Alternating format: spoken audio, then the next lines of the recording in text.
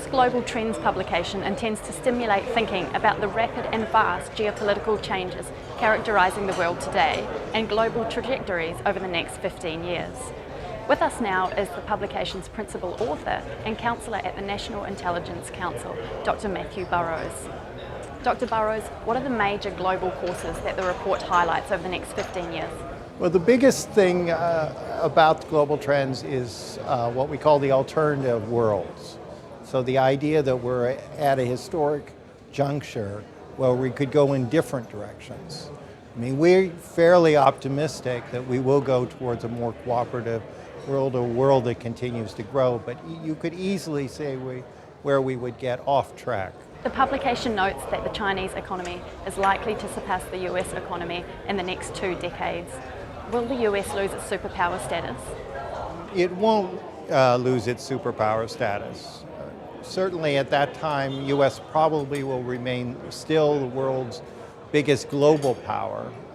China is much more focused on internal development and will still be actually focused on internal development at that point. The report also says that the health of the global economy will be increasingly linked to the developing world rather than the traditional West. What will drive the developing world? Driving the developing world will be increasing per capita income by the middle class. I mean, that's the huge revolution that we see.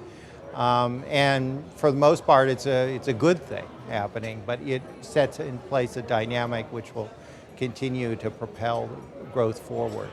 If the US becomes energy independent in the next 2 decades, what will that mean for Asia? I think that will mean actually a good thing. I think you'll have lower gas prices, certainly.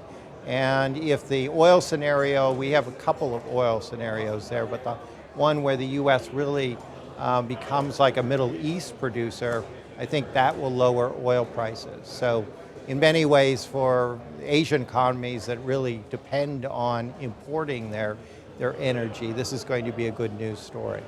Will technological breakthroughs occur in time to serve the problems associated with urbanization and climate change? That's an open question. I mean, that's actually where we say that you really need political will. You really need to concentrate on getting that going. It may not happen naturally. Will changes and shifts in power over the next 10 to 15 years result in new conflicts that we're not already aware of? There are plenty of conflicts that could arise. I mean, and we know about them. It's not as if they're hidden. Obviously, we worry a lot about South Asia and also the Middle East. We see those areas. But there's also, as we've talked about at this conference, potential even in East Asia for conflict. So just finally then, where do you think investors should be focusing their resources at the moment? I would say on the rapidly developing world, but it's just not Asia, it's happening in a lot of other places around the world too. Thank you, Dr. Burrows. For more insights from thought leaders, check out the Asian Investment Conference website.